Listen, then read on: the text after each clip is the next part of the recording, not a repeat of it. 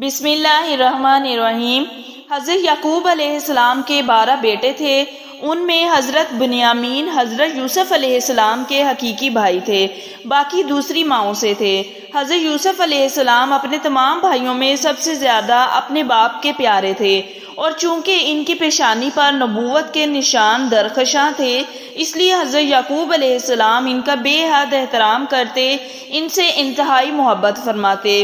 7 برس کی عمر میں حضرت یوسف علیہ السلام نے یہ خواب دیکھا کہ 11 ستارے اور چاند سورج ان کو سجدہ کر رہے ہیں۔ حضرت یوسف علیہ السلام نے جب اپنا خواب اپنے والد ماجد حضرت یعقوب علیہ السلام کو سنایا تو آپ نے ان کو منع فرمایا کہ پیارے بیٹے، خبردار تم اپنا یہ خواب اپنے بھائیوں سے مت بیان کرنا، ورنہ وہ لوگ جذبہ حسد میں تمہارے خلاف کوئی چال چل دیں گے۔ چنانچہ ایسا ہی ہوا کہ ان کے بھائیوں کو ان پر حسد ہونے لگا، یہاں تک کہ سب بھائیوں نے آپس میں مشورہ کیا کہ ان کو کسی طرح گھر سے لے جا کر جنگل کے کنویں میں ڈال دیا جائے۔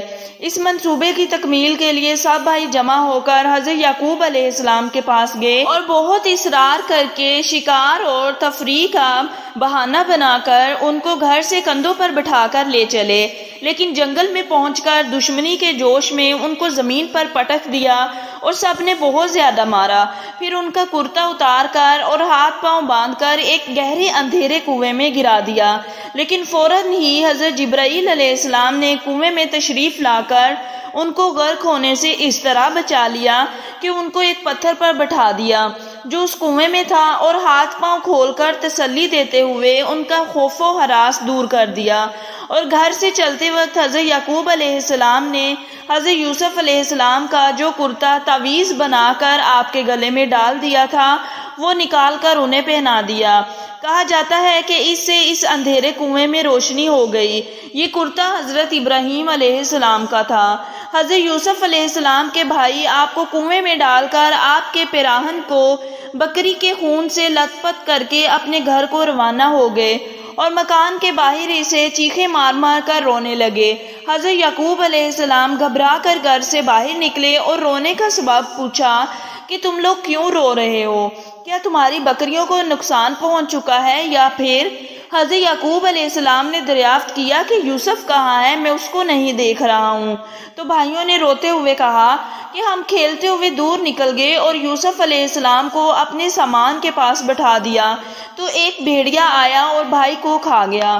یہ ان کا کرتا ہے۔ حضرت یعقوب علیہ السلام نے اشکبار ہو کر اپنے نور نظر کے کرتے کو جب ہاتھ میں لے کر غور سے دیکھا تو کیا دیکھتے ہیں کہ کرتا تو بالکل سلامت ہے، کرتا کہیں سے بھی پھٹا ہوا نہیں ہے۔ ان لوگوں نے کرتے میں خون تو لگایا تھا لیکن پھاڑنا بھول گئے تھے۔ آپ ان لوگوں کے مکر اور جھوٹ کو بھانپ گئے اور فرمایا کہ بڑا ہوشیار اور سیانہ بھیڑ تھا کہ میرے یوسف کو تو پھاڑ کر کھا گیا، مگر ان کے کرتے پر ایک ذرا سی خراش بھی نہیں آئی۔ تو آپ نے صاف صاف فرما دیا کہ یہ سب تم لوگوں کی کارستانی اور مکر و فریب ہے۔ پھر آپ نے دکھے دل اور درد بھری آواز میں فرمایا کہ اب تو میرے لیے صرف صبر ہی بہتر ہے، اور جو باتیں تم بنا رہے ہو ان پر اللہ ہی کی مدد درکار ہے۔ حضرت یوسف علیہ السلام 3 دن اس کنویں میں تشریف فرما رہے۔ یہ کنواں کھارا تھا مگر آپ کی برکت سے اس کا پانی بہت ہی شیریں اور میٹھا ہو گیا۔ اتفاق سے ایک قافلہ مدین سے مصر جا رہا تھا۔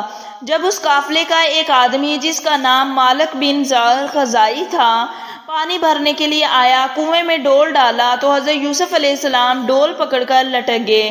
مالک بن زار نے ڈول کھینچا تو آپ کنویں سے باہر نکل آئے۔ جب اس نے آپ کے حسن و جمال کو دیکھا تو یا بشرا ھذا غلام یہ کہہ کر اپنے ساتھیوں کو خوشخبری سنانے لگا۔ حضرت یوسف علیہ السلام کے بھائی جو اس جنگل میں روزانہ بکریاں چرایا کرتے تھے، روزانہ کنویں میں جھانک جھانک کر دیکھا کرتے تھے۔ جب ان لوگوں نے آپ کو کنویں میں نہیں دیکھا تو تلاش کرتے ہوئے قافلے کے پاس جا پہنچے اور آپ کو دیکھتے ہی کہنے لگے یہ تو ہمارا بھاگا ہوا غلام ہے جو بالکل ہی ناکارہ اور نافرمان ہے۔ اگر تم اس کو خریدو تو بہت ہی سستا تمہیں فروخت کر دیں گے، مگر شرط یہ ہے کہ تم لوگ اس کو یہاں سے اتنی دور لے جا کر فروخت کرنا کہ یہاں تک اس کی خبر تک نہ پہنچے۔ حضرت یوسف علیہ السلام بھائیوں کے خوف سے خاموش کھڑے رہے اور ایک لفظ بھی نہ بولے۔ پھر ان کے بھائیوں نے ان کو مالک بن زار کے ہاتھوں 20 درہم میں فروخت کر دیا۔ مالک بن زار نے ان کو خرید کر مصر کے بازار کا رخ کیا اور بازار میں ان کو فروخت کرنے کا اعلان کیا۔ ان دنوں مصر کا بادشاہ ریان بن ولید مملوک تھا اور اس نے اپنے وزیر اعظم قطفیر مصری کو مصر کی حکومت اور خزانے سونپ دیے تھے، اور مصر میں لوگ اس کو عزیز مصر کے خطاب سے پکارتے تھے۔ جب عزیز مصر کو معلوم ہوا کہ بازار مصر میں ایک بہت ہی خوبصورت غلام فروخت کے لیے لایا گیا ہے تو لوگ اس کی خریداری کے لیے بڑی بڑی رقمیں لے کر بازار میں جمع ہو گئے۔ تو عزیز مصر نے حضرت یوسف علیہ السلام کی وزن کے برابر سونا اور اتنی ہی چاندی اور اتنا ہی مشک، اتنے ہی حریر قیمت دے کر خرید لیا، اور گھر لے جا کر اپنی بیوی زلیخا سے کہا کہ اس غلام کو نہایت ہی اعزاز و کرام کے ساتھ رکھو۔ اس وقت آپ کی عمر 13 یا 17 برس تھی۔ زلیخا حضرت یوسف علیہ السلام کے حسین کی فریفتہ ہو گئی۔ ایک دن خوب بناؤ سنگار کر کے تمام دروازوں کو بند کر دیا اور حضرت یوسف علیہ السلام کو تنہائی میں لبھانے لگی۔ آپ نے معاذ اللہ کہہ کر فرمایا کہ میں اپنے مالک عزیز مصر کے احسان کو فراموش کر کے ہرگز اس کے ساتھ کوئی خیانت نہیں کر سکتا۔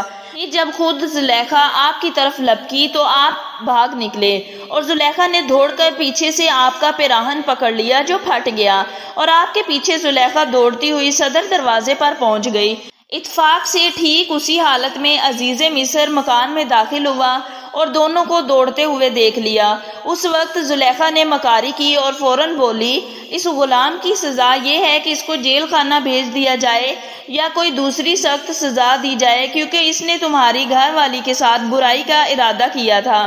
حضرت یوسف علیہ السلام نے فرمایا، عزیز مصر یہ بالکل غلط بیانی کر رہی ہیں، اس نے خود مجھے لبھایا ہے، میں اس سے بچنے کے لیے بھاگا تو اس نے میرا پیچھا کیا۔ عزیز مصر دونوں کا بیان سن کر حیران رہ گیا اور بولا، اے یوسف میں کس طرح یقین کر لوں کہ تم سچے ہو؟ آپ نے فرمایا، گھر میں 4 مہینے کا ایک بچہ جو پالنے میں لیٹا ہوا ہے، جو زلیخا کے ماموں کا لڑکا ہے، اس سے دریافت کر لیجئے کہ کیا واقعہ ہے۔ عزیز مصر نے کہا، بھلا 4 ماہ کا بچہ کیا جانے اور وہ کیسے بولے گا؟ آپ نے فرمایا، اللہ اس کو ضرور میری بے گناہی کی شہادت دینے کی قدرت عطا فرمائے گا، کیونکہ میں بے قصور ہوں۔ چنانچہ عزیز مصر نے جب اس بچے سے پوچھا تو اس بچے نے بآواز بلند فصیح زبان میں یہ کہا، اگر یوسف کی قمیض سامنے کی طرف سے پھٹی ہو تو عورت سچ کہتی ہے اور وہ جھوٹ ہے، اور اگر ان کی قمیض پیچھے کی طرف سے پھٹی ہے تو عورت جھوٹ بولتی ہے اور یہ سچے ہیں۔ بچے کی زبان سے عزیز مصر نے یہ شہادت سن کر جو دیکھا تو ان کا کرتا پیچھے سے پھٹا ہوا تھا۔ تو اس وقت عزیز مصر نے حضرت یوسف علیہ السلام کی بے گناہی کا اعلان کرتے ہوئے یہ کہا۔ پھر جب شوہر نے دیکھا کہ ان کی قمیض پیچھے سے پھٹی ہے تو اس نے کہا، یہ عورت کی مکاری ہے، واقعی ہی تم عورتوں کی مکاری بڑی سخت ہے۔ یوسف تم اس بات کا خیال نہ کرو، اور اے عورت تو اپنے کیے کی معافی مانگ، یقینی طور پر تو ہی خطا کار تھی۔ شہر کی معزز عورتوں میں اس واقعے کا چرچا ہونے لگا، کہنے لگی کہ عزیز مصر کی بیوی اپنے غلام کو ورگلانا چاہتی تھی، یہ کتنی حیرت انگیز بات ہے۔ جب زلیخا نے یہ بات سنی تو ان عورتوں کو دعوت بھیجی اور پھل وغیرہ ان کے سامنے رکھے اور ایک چھری پکڑوا دی۔ حضرت یوسف علیہ السلام سے کہا کہ ذرا ان کے سامنے آئیے۔ جب ان عورتوں نے حضرت یوسف علیہ السلام کو دیکھا تو حیرت کے مارے آنکھیں پھٹی کی پھٹی رہ گئی، پھل کاٹنے کی بجائے اپنے ہاتھ کاٹ لیے اور بولی، یہ تو انسان نہیں بلکہ یہ فرشتہ ہے۔ ان خواتین نے اپنے اپنے طور پر حضرت یوسف علیہ السلام کو اپنے جال میں پھنسانا چاہا، لیکن حضرت یوسف علیہ السلام ان کے دامن فریب میں نہ پھنسے۔